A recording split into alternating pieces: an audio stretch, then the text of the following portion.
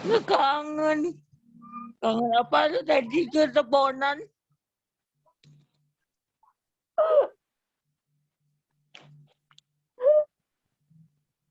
Mungkin temen aja. Mungkin temen aja. Anu nama bawa. Ah? Anu nama bawa. Mana aku tahu tuh Putri kali. Apa? Tanya Putri dong. Apaan? Nilainya. Tanya Putri. Halo Putri. Halo.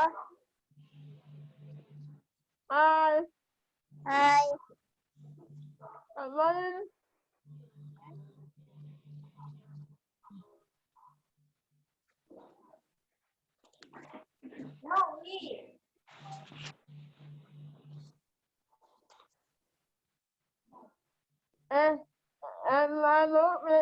Bawa yang ini hari ini. Ya. Bud. Apa? Bud. Apa? Nilainya. Nanti kami. Iya, Mel. Kami jadi. Apa baiknya kita mulai sekarang aja ya? Bawa yang apa? Hari kami jadi kesini Bud. Jadi. Bawa yang apa? Mau jam berapa? Ya tunggulah. Ya udah. Nanti aja ya. Iya. Nilainya. Nilainya. Halo.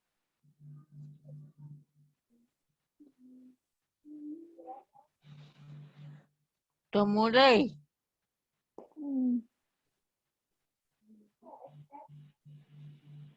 Silakan MC dipersilakan untuk memulai acara MC. Silakan yang bertugas untuk doa buka.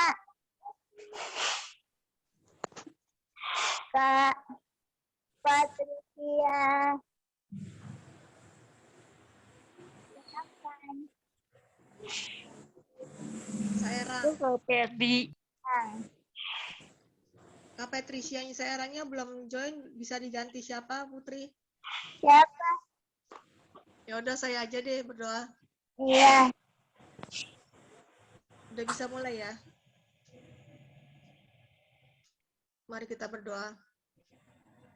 Ya Bapa kami yang di surga, Bapa yang baik, yang mengasihi kami dan dikasih, yang kami kasihi Tuhan. Kami sungguh bangga punya Allah seperti Engkau, Allah Maha Perkasa, Maha Besar, Maha Ajaib. Tuhan, terima kasih Tuhan Yesus, kami ucap syukur atas segala penyertaan-Mu, pemeliharaan-Mu kepada kami sampai pada saat ini. Dan terima kasih kami boleh kembali berkumpul bersama-sama, walaupun di Zoom, untuk mengikuti pendalaman Alkitab ya Bapak. Ya Tuhan, kiranya Kau urapi para Tamunan yang akan membawakan firman-Mu, kebenaran firman-Mu Tuhan.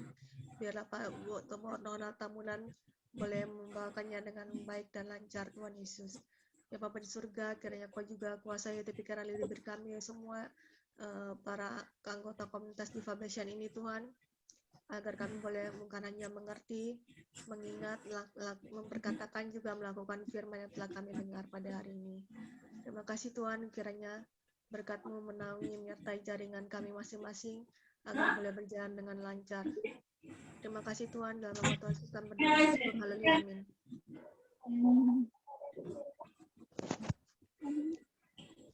Iya. Silakan Putri. Bawakan pujian penyembahan. Oke, baik teman-teman, mari kita sama-sama memuji Tuhan. Ya, kenapa?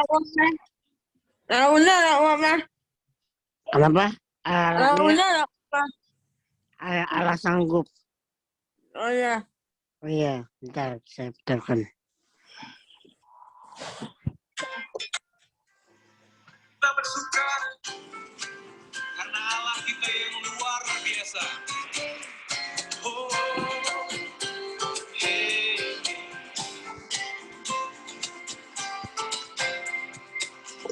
Sayang tak pernah dilihat mata,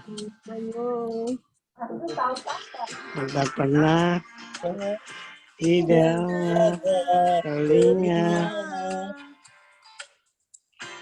dan tak pernah timbul di dalam hati. Semua disediakannya bagi yang mengasihi Dia. Alasan untuk melakukan segala perkara sekarang hanya tidak berubah. Alasan bukan segala perkara dulu sekarang dan selamanya, rasanya tak berubah.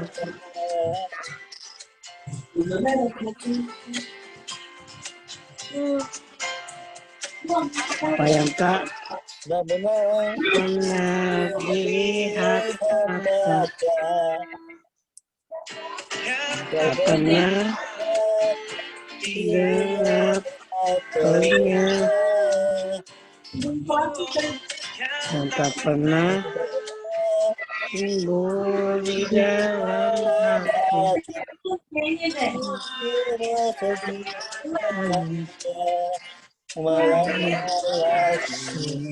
Dia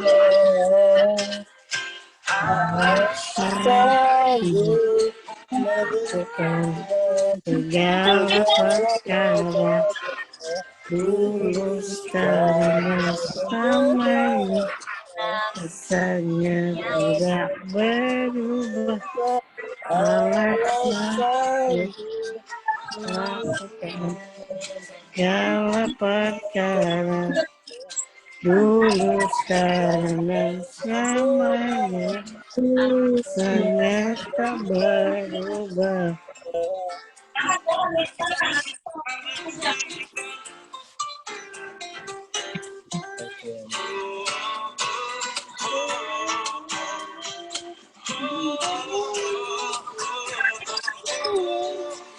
Alasan melakukan segala perkara dulu sekarang dan selamanya, sangat tidak berubah.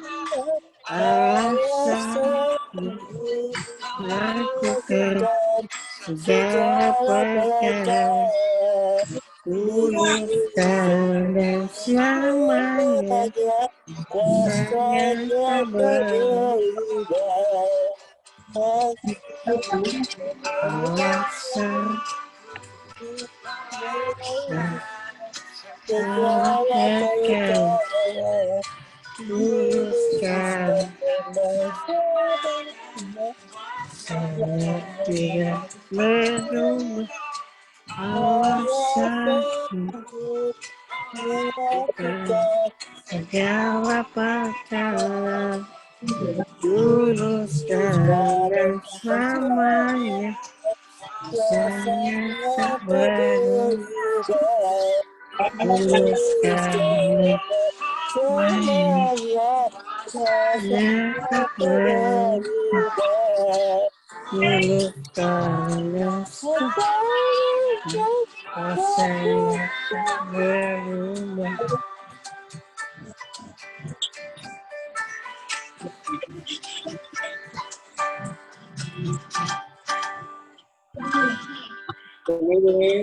Saya persilakan kepada MC-nya. Silakan akan yang memberikan firman Ronald. Silakan sudah tempat. Enggak.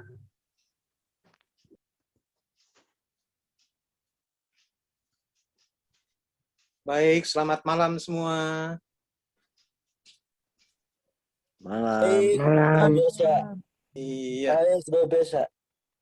Kita bersyukur kita boleh bertemu kembali. Pembahasan kita kali ini, benarkah orang mati bisa bicara? Ini bukan karena banyaknya yang meninggal karena COVID, karena lain-lain bukan ya. Tapi betulkah orang mati bisa bicara? Ini akan terus berlanjut dari zaman di mana Adam dan Hawa penciptaan sampai nanti pada saat Yesus mau datang.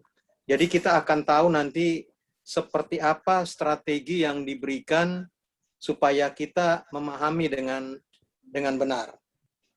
Baik, kita lanjut kepada pertanyaan berikutnya.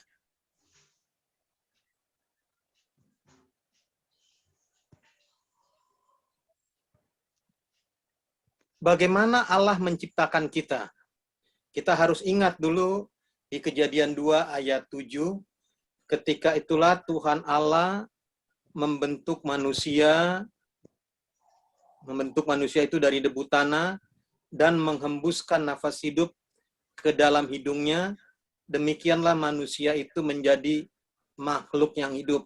Kalau dibikin matematikanya, maka debu tanah plus nafas hidup yang dihembuskan oleh Tuhan, maka jadilah suatu nyawa yang hidup. Jadi nyawa yang hidup itu terdiri dari debu tanah plus nafas hidup. Ini Alkitab yang bilang ya. Jadi Kejadian 2 ayat 7. Selanjutnya.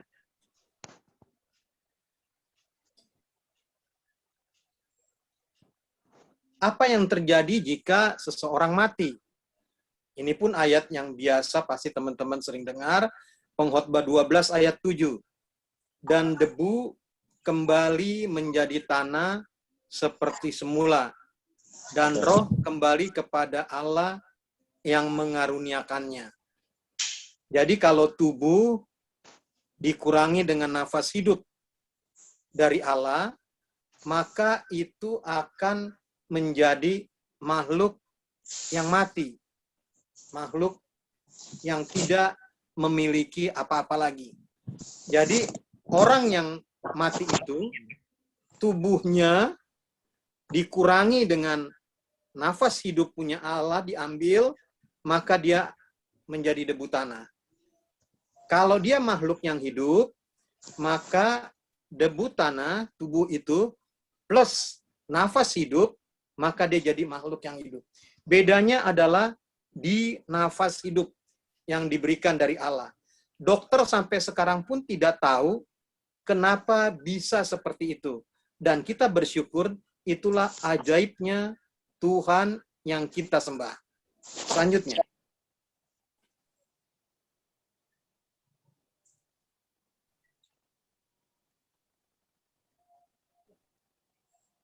Apa yang diketahui oleh orang mati? Jadi apa yang bisa diketahui oleh orang yang sudah mati? Betul nggak orang yang mati itu bisa tahu sesuatu? Bahwa orang yang mati itu mengerti sesuatu. Maka Pengkhotbah 9 ayat 5 katakan, karena orang-orang yang hidup tahu bahwa mereka akan mati, tetapi orang yang mati nggak tahu apa-apa. Jadi nggak ada kesadaran di dalam diri orang yang mati. Sehingga dia tidak mengetahui apa yang terjadi. Tapi kita ini yang masih hidup, kita tahu kalau kita mau mati. Kita tahu kalau kita, makanya seringkali orang, 3 bulan sebelum si ini meninggal dia begini, 1 tahun lalu sebelum dia meninggal dia begini. Karena memang orang hidup tahu dia mati. Tapi sebaliknya orang-orang yang mati, yang dikubur-kubur sana, ataupun yang dikremasi, mereka nggak tahu lagi apa-apa. Baik, selanjutnya.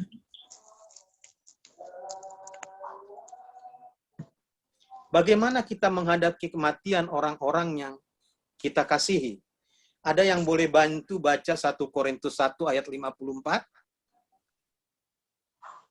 Kalau teman-teman boleh buka 1 Korintus 1 ayat 54. Bisa ditampilkankah di layar 1 Korintus 1 ayat 54?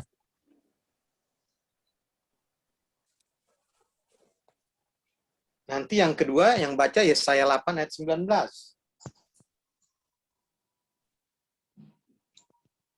Ada yang sudah dapat?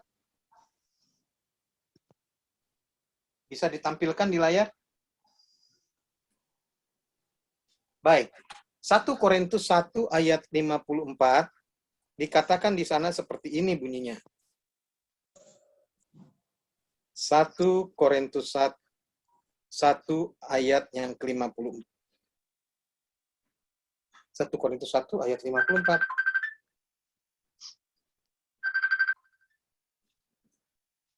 Baik, kita sebentar ya.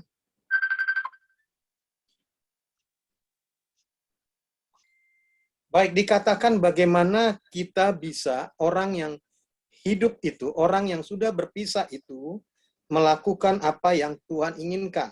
Sedangkan Yesaya 8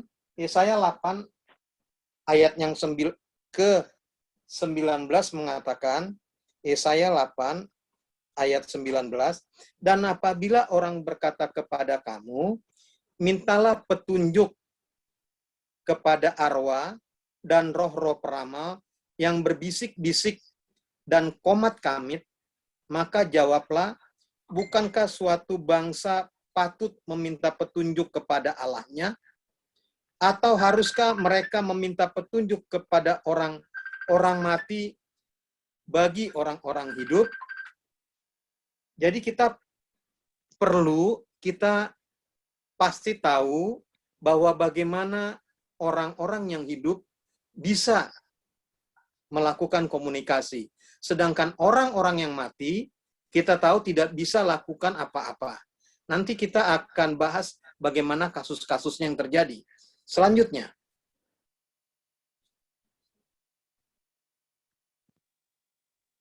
bagaimana cara menghadapi kematian tanpa rasa takut? Ini tentunya untuk kita umat-umat Tuhan.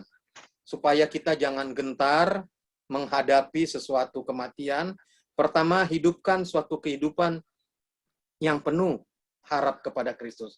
Jadi kita murni hanya berharap kepada Kristus.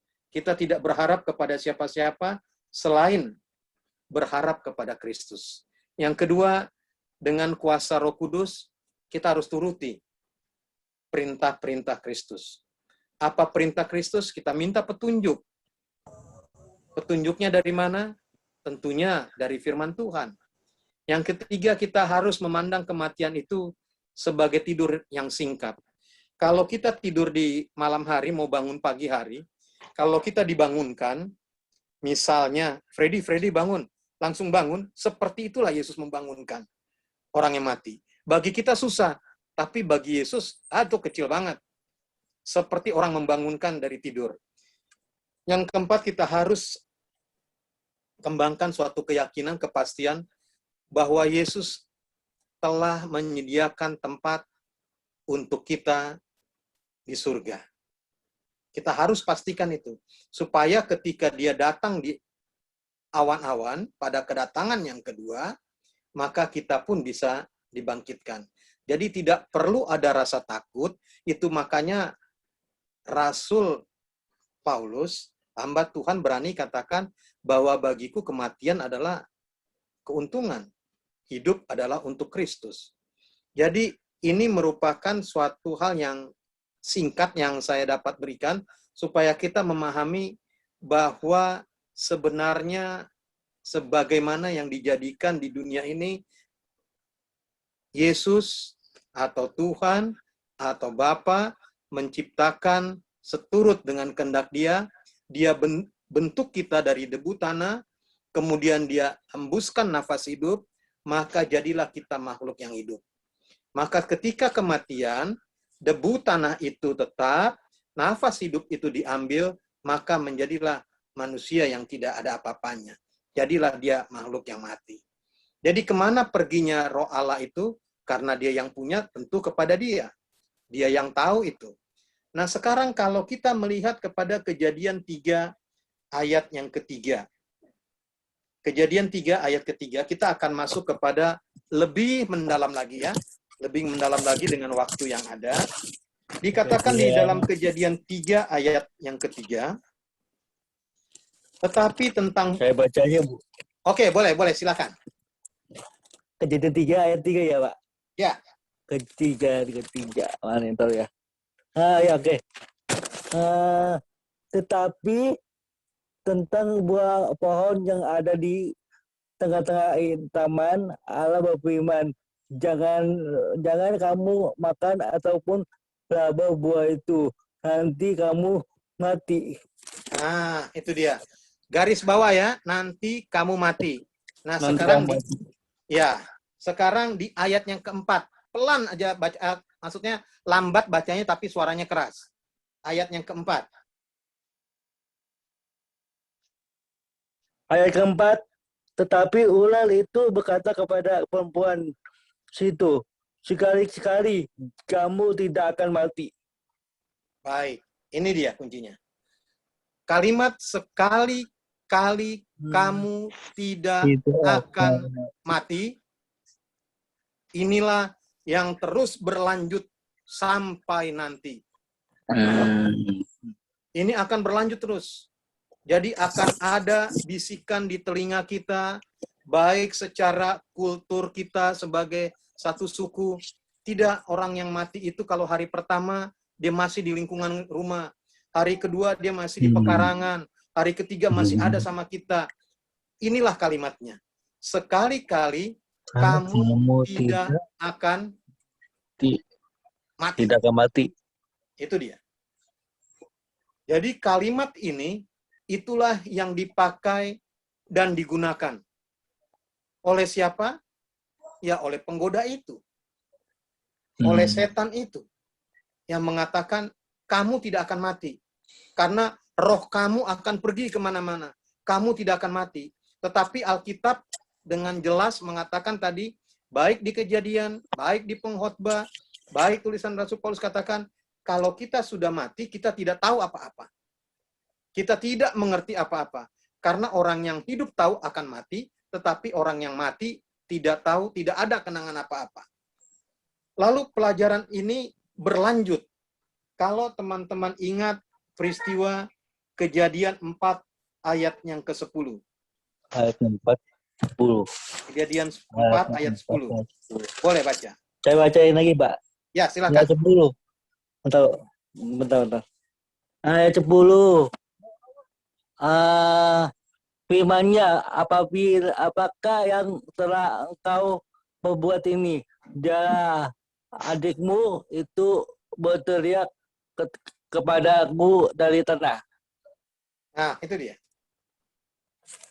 Jadi pada waktu peristiwa Kain dan Habel, kita sekedar mengingat aja, kita bikin aja seperti parodi. Jadi Kain itu diminta oleh Tuhan, Habel diminta oleh Tuhan mempersembahkan korban bakaran. Dua-duanya diminta korban bakaran. Tentu kalau korban bakaran itu adalah harus binatang. Harus domba yang mati. Tetapi Kain tidak. Kain tidak. Dia bawa hasil tanam-tanaman, tumbuh-tumbuhan, buah-buahan yang memang dia ahlinya di situ. Maka ketika Kain tidak diterima persembahannya, Habel diterima, maka Kain panas hatinya. Di Alkitab dituliskan di sana, panas hati Kain. Kenapa adik saya ini seperti ini? Lalu diajaklah jalan. Lalu dibunuhlah Habel itu oleh Kain. Pada waktu dibunuh, maka Tuhan bertanya kepada Kain, Kain, di mana adikmu? Lalu Kain bilang, apakah aku penjaga adikku? Kalau diambil satu-satu sekilas bagi kita yang ada di ruangan ini, jangan sampai Tuhan bertanya, apa aku penjaga adikku? Jadi kita harus saling memperhatikan satu sama lain. Itu prakteknya. Lalu pada waktu ditanya seperti itu, maka Kain berkeras, aku tidak tahu. Itu tadi. Aku tidak tahu. Apakah aku penjaga adikku? Lalu Tuhan bilang, apa yang kau telah perbuat ini, darah adikmu itu berteriak kepadaku dari tanah. Jadi darah adikmu itu berteriak kepadaku dari tanah. Dan inilah yang digunakan oleh setan, bahwa orang yang mati itu masih bisa berteriak. Jadi setan melakukan tindakan kebalikannya. Sehingga dia coba memanipulasi semua hal. Baik, untuk mengingatkan kita kembali, kita ingat peristiwa Raja Saul. Raja Saul pada saat dia hilang kepercayaan dirinya dan bangsanya hendak diserang, lalu dia sempat mengatakan membunuh semua ahli-ahli nujum, pemanggil-pemanggil arwah, perempuan-perempuan yang memanggil arwah, dia bunuh. Lalu pada saat itu dia tersudut, lalu apa yang dilakukannya? 1 Samuel 28 ayat 15. 1 Samuel 28 ayat yang ke-15.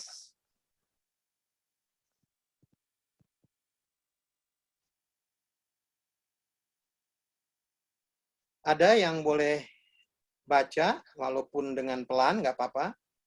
Iya, saya Pak. Ya, silakan. Sesudah itu berbicaralah Samuel kepada Saul.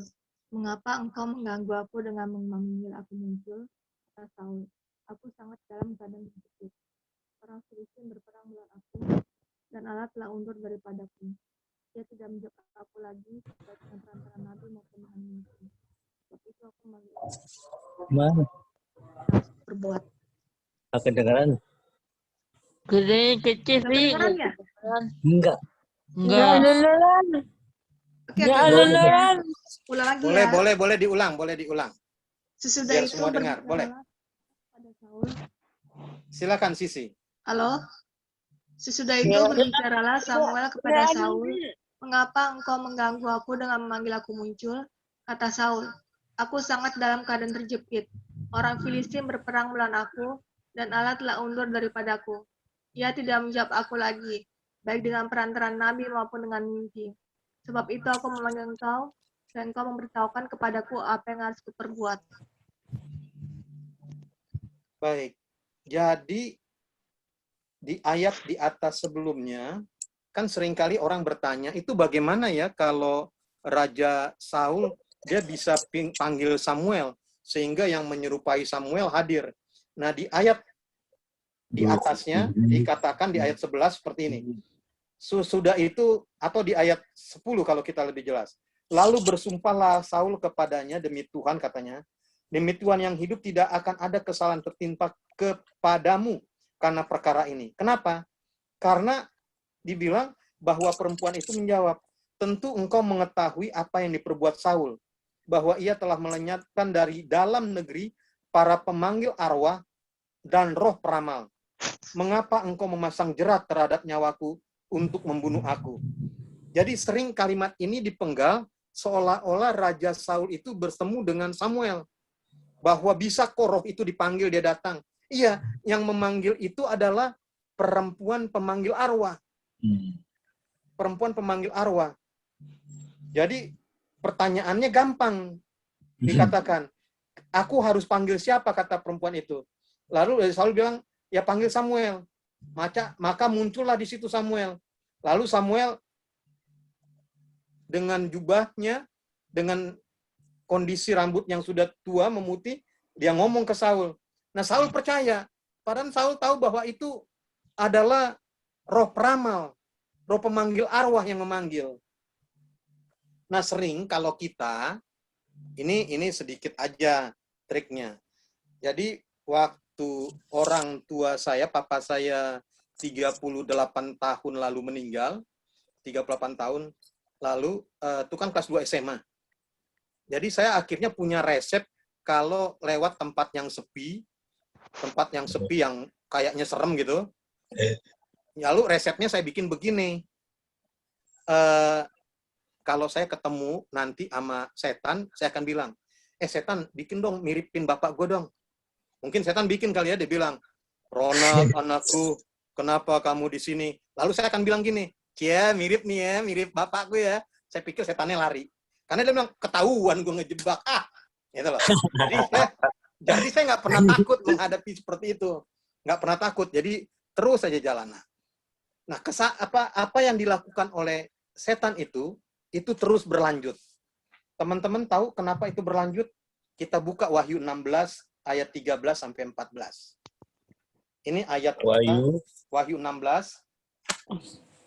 ayat 13. Ada yang Wahyu dapat? 16. Ayat berapa? Wahyu ya? Ya, Wahyu 16 ayat 13 dan 14. Wahyu 16 ayat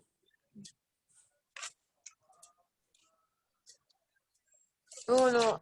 Wahyu 16. Wahyu 16. Wahyu Wahyu 16 16 ayat 13 dan 14. dan 15. 13 dan 14. Oh. Coba itu. Ayat 13-nya. Ayat 13, Wahyu 16 ayat 13. Nah. Boleh saya bacakan? Boleh, silakan Pak Zulmono. Boleh. Dan aku melihat dari Wahyu 16 ayat yang ke-13 sampai 14. Nah. Dan aku melihat dari mulut naga dan dari mulut binatang dan dari mulut nabi palsu itu keluar 3 roh najis yang menyerupai katak. Itulah roh-roh setan yang mengadakan perbuatan-perbuatan ajaib. Dan mereka mendapatkan raja-raja di seluruh dunia untuk mengumpulkan mereka guna peperangan pada hari besar, yaitu hari Allah yang Maha Kuasa. Sekian. Baik, terima kasih. Jadi, teman-teman, di sana dikatakan keluar 3 roh najis yang menyerupai katak. 3 roh najis yang menyerupai katak, itulah roh-roh setan yang mengadakan perbuatan ajaib. Jadi, spiritisme itu, yang bilang tadi kamu tidak akan mati, itu terus berlanjut. Dan itulah setan. Dia bikin mirip semuanya. Dia bikin semuanya hampir sama.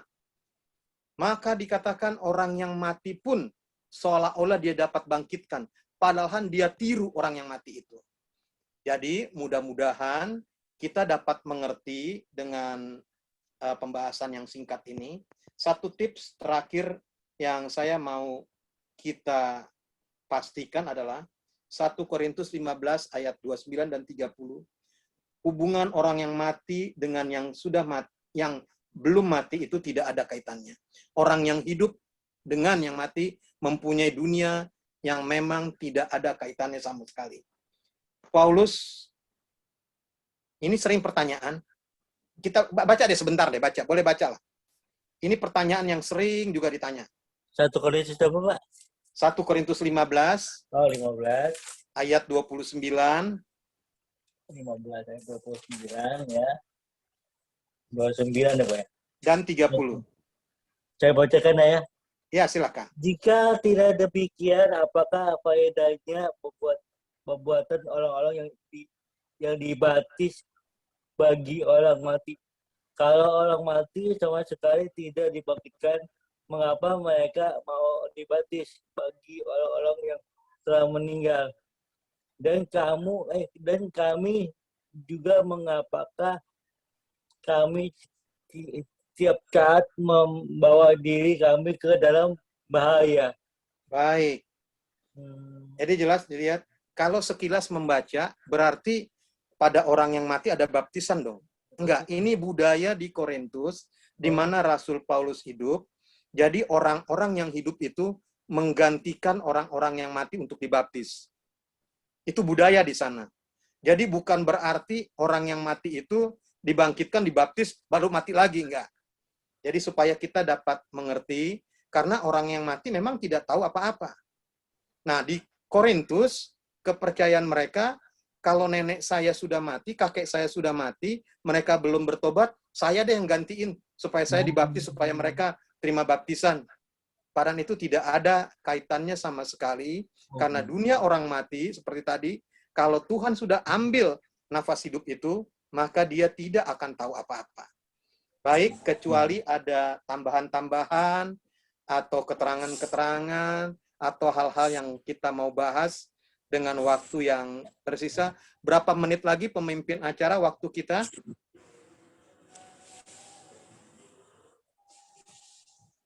Masih setengah jam lagi, Pak. Bisa. Pak, aku mau nanya, Pak. Boleh ya, Pak? Boleh, silakan. Apa yang mau ditanya? Kita sama-sama diskusi. Mama aku meninggal. Nanti kalau aku meninggal, dia tahu saya apa, Pak? Kenapa, Mel? Pelan-pelan. Mama aku meninggal. Kalau aku Siapanya meninggal, meninggal? saya tahu nggak? Kalau Siapa aku yang anak, meninggal? Hah? Pelan-pelan, Mel. Pelan-pelan, Mel. Pelan-pelan. Anak Oh. aku meninggal. Ah, Mama aku meninggal. Mama Kalau meninggal. aku meninggal, mama aku tahu nggak kalau aku anaknya? Meninggal. Mamanya tahu nggak kalau Melisa anaknya? Apakah, Melisa, apakah tahu nanti kamu itu anaknya mama gitu? Nah, Kalau mama sudah meninggal lama gitu? nah. Baik. Apa Alkitab bilang, Rasul Paulus? Sebagaimana aku sendiri dikenal, maka kamu pun pasti dikenal. Itu pasti dikenal, Melisa. Nggak usah takut. Tetapi asal kita sama-sama meyakini bahwa Yesuslah jalan kebenaran dan hidup. Sepakat ya itu ya? Bahwa cuma Yesus jalan kebenaran dan hidup, pasti kita akan sama-sama. Ya, Melisa ya? Jadi nggak usah takut, Melisa. Pasti. Nanti, Pak. Boleh minta WA-nya, Pak? Oke, siap. Nanti disampaikan. Siap. Ya Pak Ronald, saya mau tanya. Selamat malam, Salam. Salam, Ya, silakan. saya Christopher mau tanya. Yang pertama, kalau misalnya Bapak pernah dengar ini ya Pak, mati suri. Menurut pandangan Bapak itu apa Pak? Yang pertama itu. Yang kedua, untuk orang-orang indigo Pak, salah satunya orang indigo itu kan bisa melihat kematian orang itu apa diperkenankan apa enggak. Terima kasih, itu aja Pak.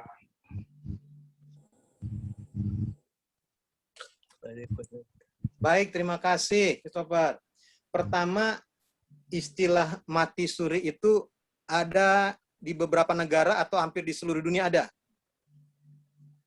Atau cuma ada di kita di Indonesia istilah mati suri? seluruh dunia.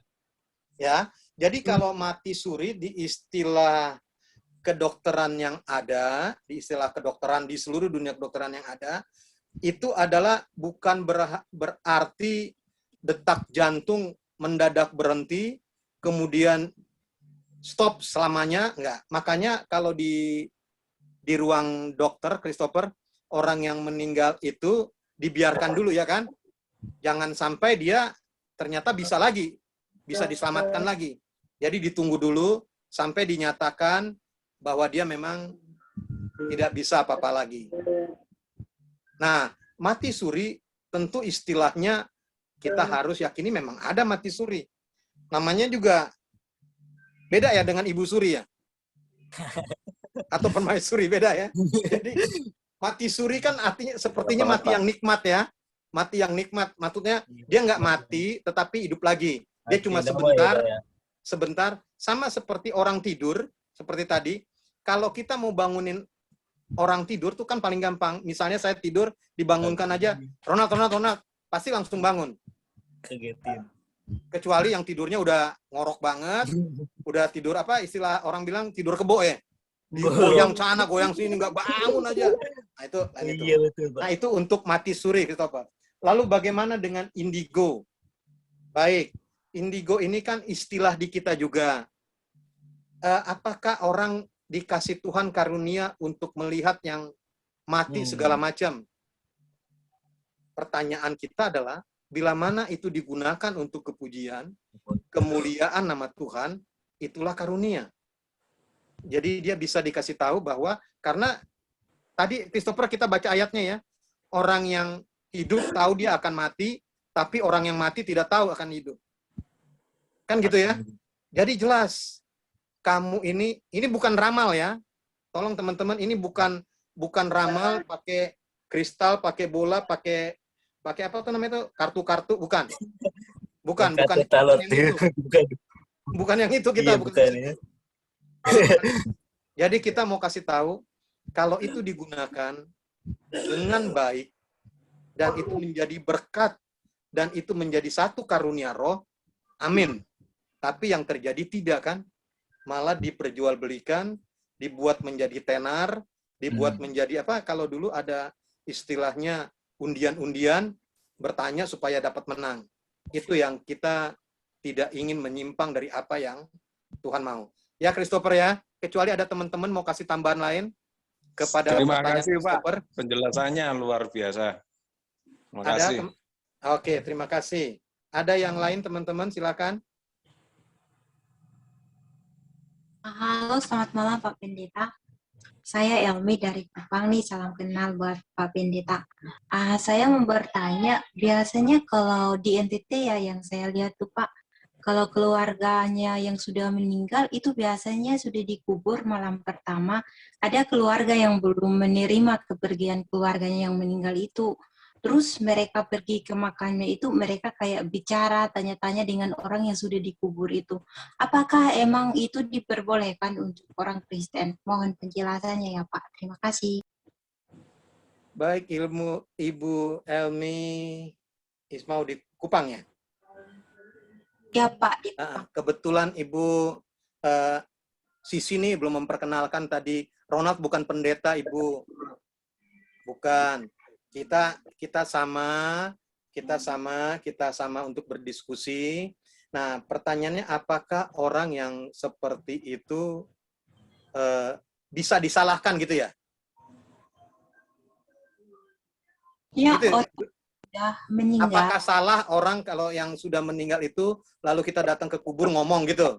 Iya, biasanya kan kalau di NTT itu yang saya lihat ada beberapa keluarga itu yang belum menerima kepergian keluarganya yang meninggal itu, contohnya ayahnya.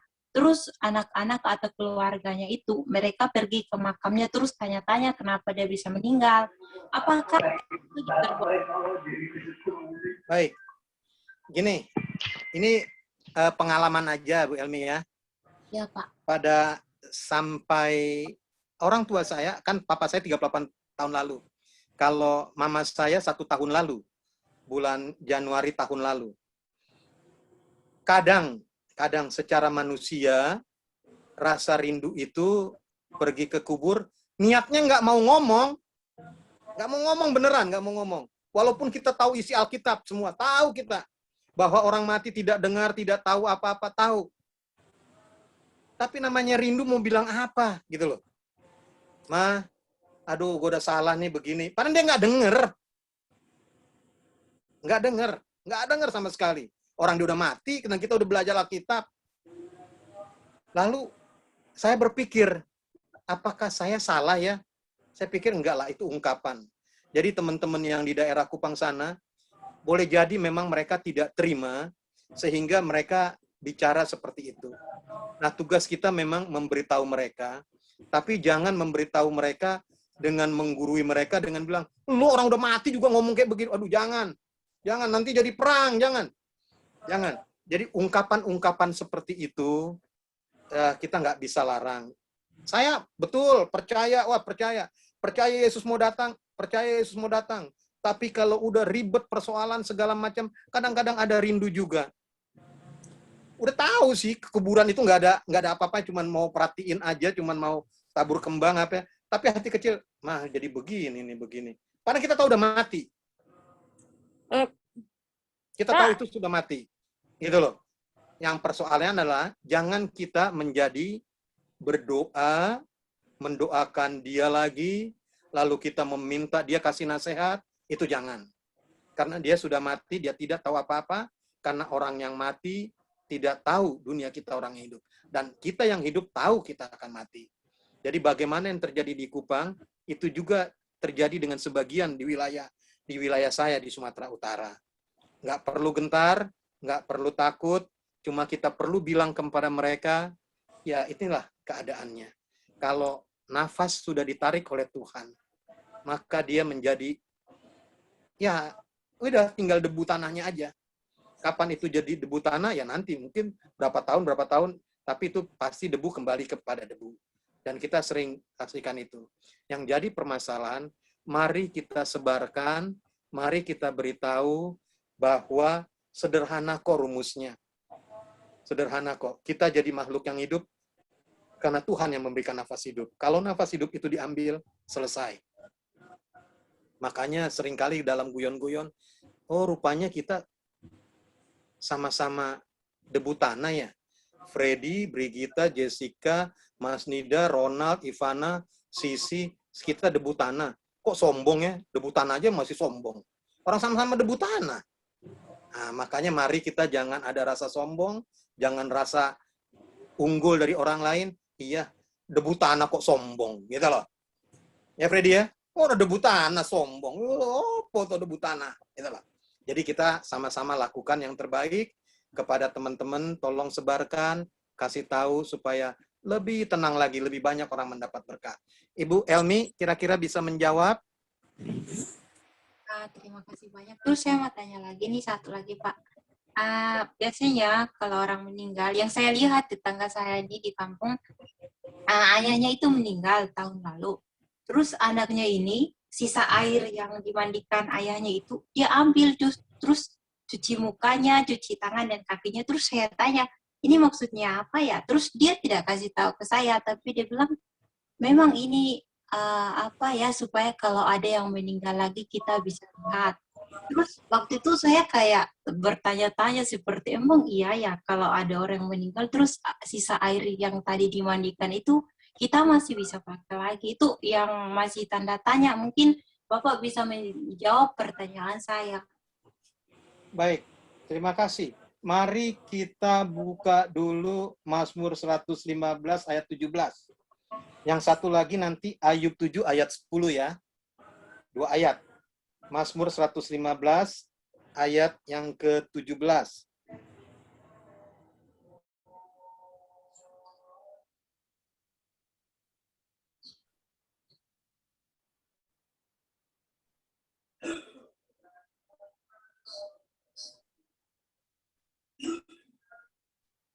Ada yang sudah dapat?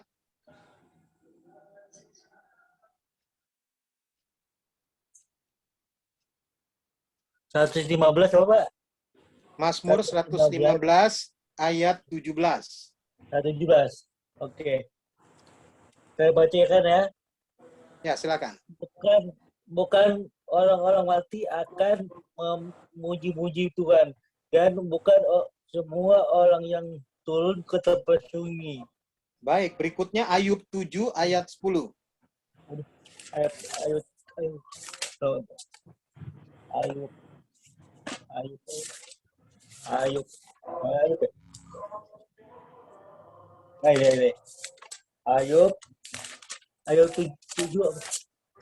ayat 10. Ayat 7 ayat 10 ya? Ya. 7 atau 10?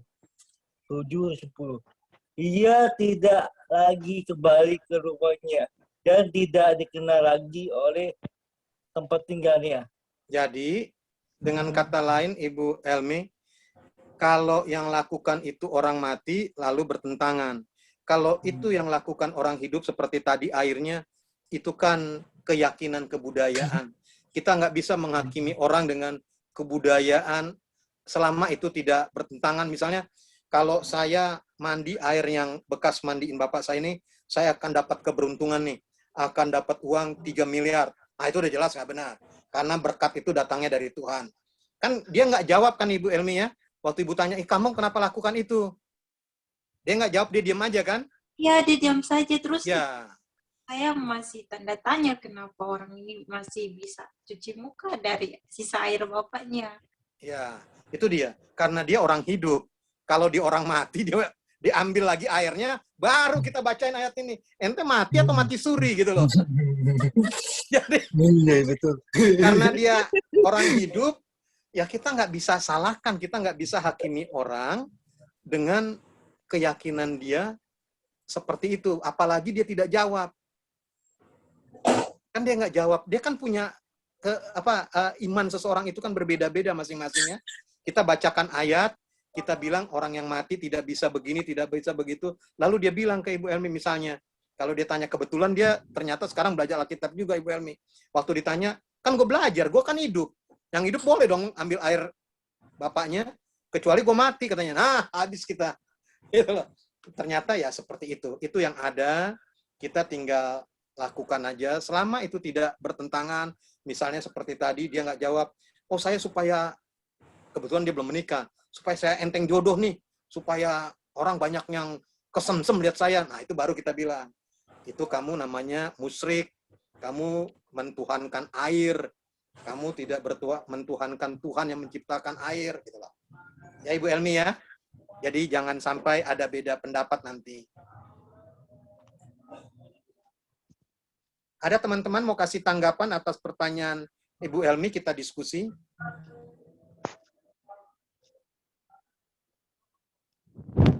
Ada yang mau kasih tambahan? Peti, silakan. Halo Pak, saya Pak. Saya Freddy, Pak. nanti dulu, Peti dulu atau Freddy? Oke, saya. Oke, Freddy, silakan. Freddy aja. Saya. Ya, silakan Freddy. Pertanyaannya Pak, kalau kita orang hidup mimpiin orang yang meninggal itu apa ya? Itu kita kita otomatis kita mimpi ketemu itu bener apa enggak ya Pak? Gitu Pak. Ini bener apa enggak Pak? Freddy, jangan kejam pertanyaannya. Awak ini bukan penafsir mimpi, janganlah gitu. Enggak. Misalnya aku mimpi ini nih Pak Ronald, mimpi ular nih. Ini berarti aku mau ketemu jodoh. Janganlah, nggak ngerti aku yang itu. Enggak, maksudnya itu. Mimpinya apa waktu itu? Itu pertanyaannya ini. Pertanyaan aku, kalau misalnya kita mimpi seseorang yang udah mati nih. Nah, itu ketika itu ketika itu kita masih berkampung Pak, gitu Pak. Itu aja apa enggak Pak? Diperbolehkan atau enggak, maksudnya seperti itu. Diperbolehkan apa enggak Pak? Ini Christopher yang sudah memperjelas. Freddy pertanyaannya juga. Terima kasih. Oke. Memang mimpi ada yang kita boleh tawar-tawar, ini enggak boleh, ini boleh. Kan enggak. Kedua, apakah mimpi itu semuanya bunga tidur? Kan tidak. Ada juga mimpi yang Tuhan kasih kan sebagai tanda dari kita. Lalu kalau kita dengar orang-orang tua kita, misalnya kayak tadi almarhumah mama saya sebelum meninggal, dia mimpi adiknya datengin dia, mamanya datengin dia. Lalu saya mau bilang, udah lama jangan percaya gitu, ya nggak bisa. Gitu loh. Wah berarti aku udah saatnya nih dijemput nih, udahlah. Kita nggak bisa, karena memang kita hidup, dan kita nggak bisa bilang, mimpi, aku sekarang mau mimpi ini mau mimpi di angkasa, bersama dengan Pak Presiden, naik pesawat ke angkasa, mungkin ke planet Mars. Memang kita bisa tentuin, nggak tahu mimpinya beda, kan nggak. Jadi, bebas-bebas saja mimpi. Tapi bagaimana kita menyikapi, itu yang penting. Itu yang penting. Banyak ahli-ahli mimpi, itu yang makanya walaupun sambil guyon tadi, Freddy saya bilang, saya bukan ahlinya nih. Contohnya, dia mimpi ketemu ular, katanya mau dapat jodoh. Ketemu ini, gigi copot, katanya ada yang sakit. Nah itu enggak lah. Itu saya enggak masuk di wilayah itu gitu loh. Kecuali ada teman-teman yang memang dari kita yang hadir, 18 orang ini, ada yang ahli mimpi. Nah kita tanya sama dia, bos, kalau mimpi ini apa artinya nih ya? Gitu loh. Jadi itu dari saya Freddy ya, boleh ya? Oke, terima kasih. Tadi Peti jadi? Ya, halo. Ya, shalom. Silakan Peti. Ya. Tadi kan pertanyaan dari siapa tuh Elmi, Dia bilang bahwa di Kupang itu, jadi mereka itu bukan hanya berbicara kepada keluarga yang sudah meninggal, tapi itu mempertanyakan bagaimana cara kamu meninggal. Itu yang saya tangkap tadi ya. Jadi kalau menurut saya itu, kalau kita ngobrol sama orang yang sudah meninggal seperti, ya saya juga ya, mama saya baru meninggal Desember tahun yang lalu. Saya juga kalau pergi ke kubur, pasti keinginan untuk ngomong itu pasti ada.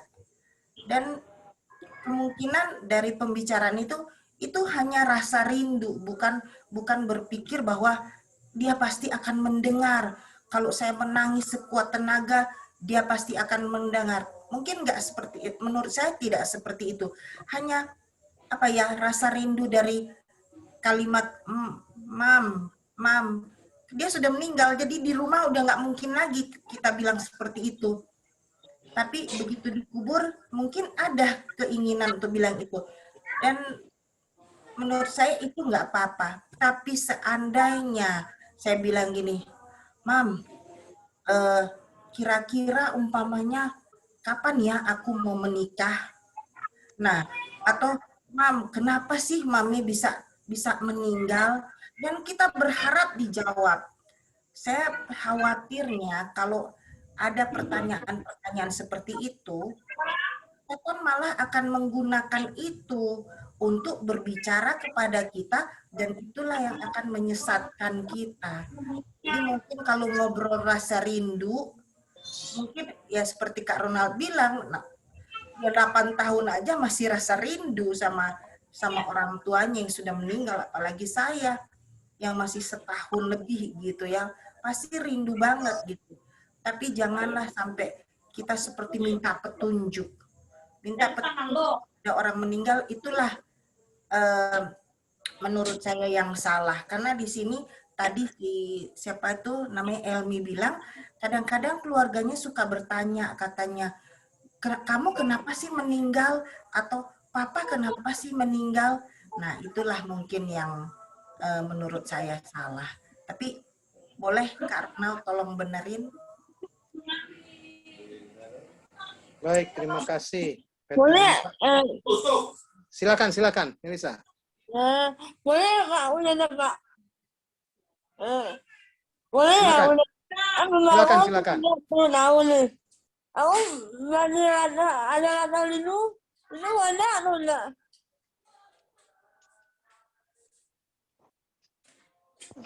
Gimana Melisa?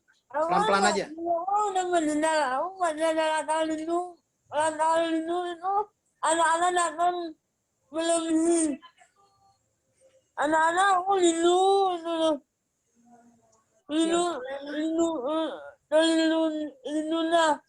Boleh nih orangnya berdoa karena nama mamaku. Oh. Boleh nggak berdoa supaya apa, Mel? Ya mamaku doa nih. Ya aku ngangkatin Anen. Melisa, ini artinya bolehkah kita mendoakan mama? Gitu? Ya. Baik. Teman-teman semua, ayat-ayat tadi sudah kita baca, kita sudah dengar. Nggak ada pengaruhnya doa kita kepada orang yang sudah meninggal. Nggak ada proses dia di mana. Dia meninggal, ya sudah di tanah. Dia tidak kemana-mana. Dia tidak akan pergi. Jadi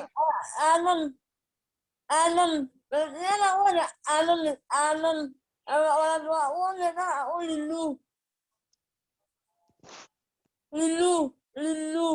rindu ya, kangen ya, boleh ya nih aku boleh lah.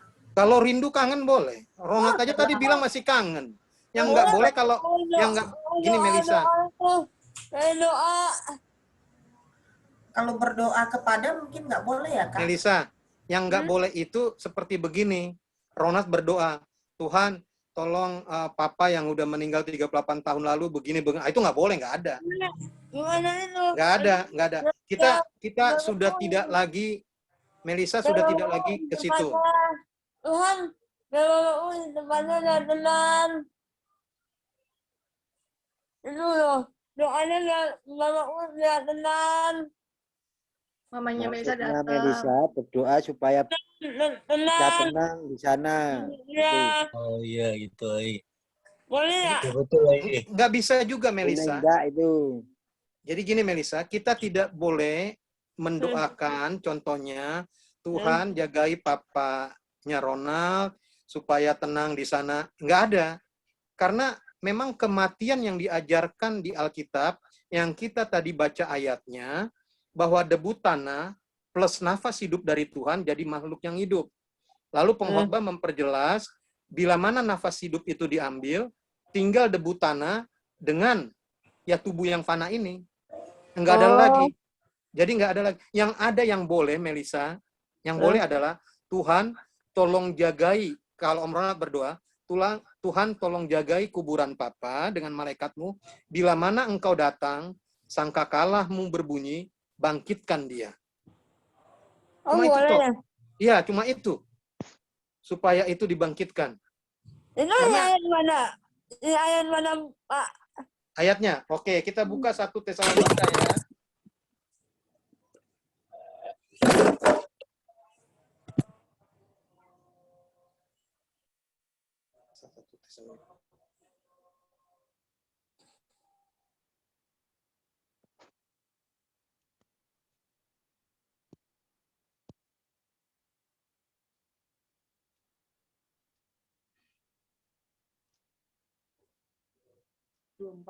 Baik, 1 Tesalonika 4 ayat yang ke 16 boleh. Boleh, ayat 16 boleh. Ada yang sudah dapat? Sudah, 1 Tesalonika 4 ayat 16, silakan. Sebab pada waktu tanda diberi, yaitu pada waktu penghulu malaikat berseru dan sangkakala Allah berbunyi, maka Tuhan sendiri akan turun dari surga, dan mereka yang mati dalam Kristus akan lebih dahulu bangkit. Itu dia. Itu dia, supaya orang tua kita, Tuhan jangan sampai tinggalkan mereka. Kan supaya orang tua mama itu kenal Melisa kan? Iya. Itu dia. Jadi ketika sangkakala Allah berbunyi, Tuhan turun dari surga, mereka yang mati dalam Kristus lebih dahulu bangkit. Amin. Itu dia. Amin. Bisa ya? Oke. Baik, saya serahkan ke Sisi, apa waktu kita atau pemimpin acara, silakan. Silakan MC Putri, selanjutnya siapa? Selanjutnya, saya mempersilakan Bapak Ronald untuk doa tutup.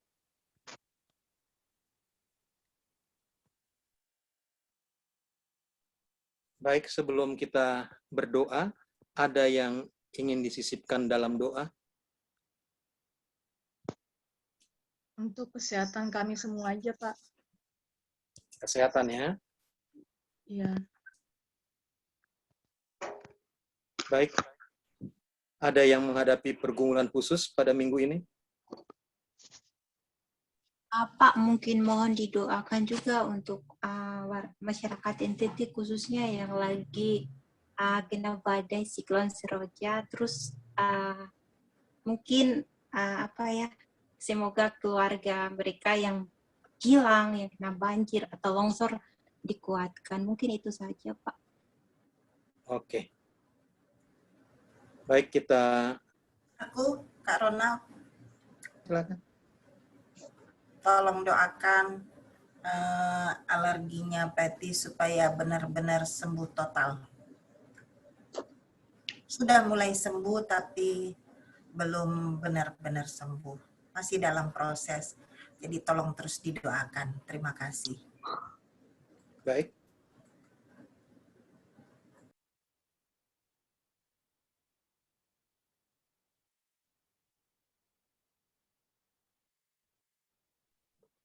Bapa yang bersemayam dalam kerajaan surga, pada malam hari ini kami sekelompok kecil daripada umat Tuhan, kami datang ke hadirat-Mu ya Bapa, bila mana kami memohonkan permohonan secara khusus kepadamu.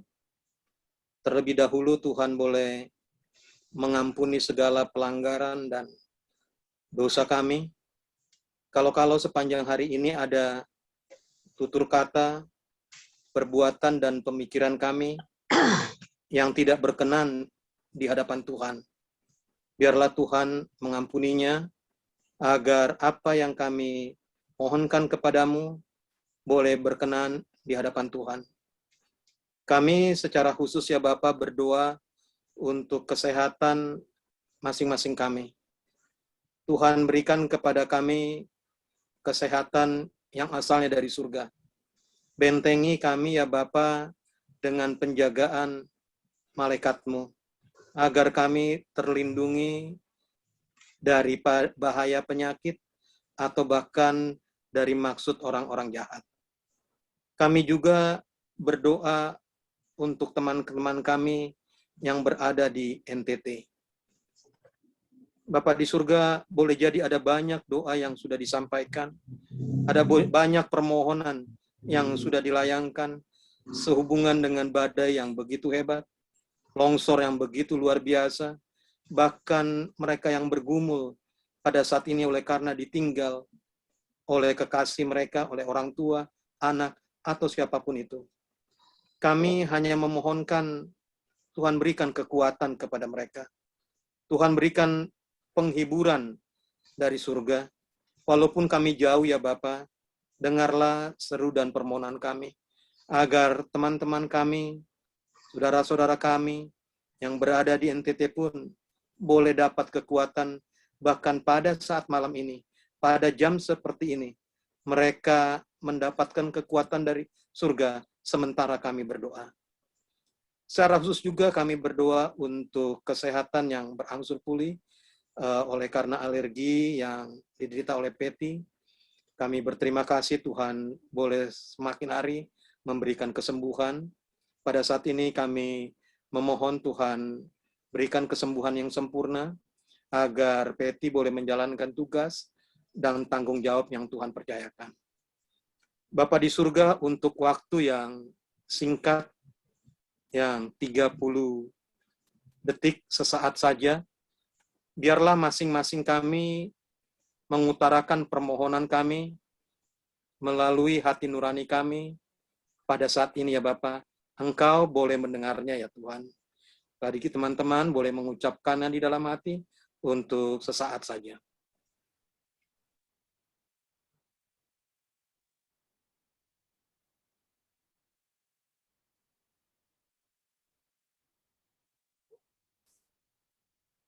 Bapa yang di surga, masing-masing kami telah mengutarakan apa yang menjadi keluh kesah kami, permohonan kami. Dengarlah itu semua ya Bapa, sekedar kemurahan dan kasih sayang-Mu. Biarlah Tuhan menolong, memberikan kesempatan kepada kami, bahkan menuliskan masing-masing nama kami di dalam buku kehidupan. Dan bila mana Tuhan datang, seperti janji ayat yang disampaikan tadi, kami boleh diselamatkan masuk ke dalam kerajaan surga. Terima kasih ya Bapa, kami layangkan doa ini di dalam nama anak-Mu Yesus Kristus, Tuhan dan Juru Selamat kami. Amin. Amin. Amin. Amin. Amin. Pak, minta waktu untuk foto bersama ya Pak. Ya, silakan. Teman-teman tolong dinyalakan videonya ya. Oke. Tunggu saya juga tahu. Terangan ya, Sisi Almi udah dinyalain. Baiklah. Bro Sudarmono, Melisa. Ya udah, kita mulai aja ya. 1, 2, 3. Sudah. Terima kasih. Terima kasih. Terima kasih Pak Ronald. Terima kasih Pak Ronald. Tuhan memberkati. Ya, Tuhan berkati. Melisa, nomor telepon bisa Sisi kasih ya, Sisi ya. Baik Pak, ya baik. Ya, terima kasih. Terima kasih ya Pak ya. Terima kasih. Terima kasih semua, sampai ketemu kembali ya. Iya Pak, selamat malam. Oke, selamat malam, sampai jumpa lagi. Tuhan berkati.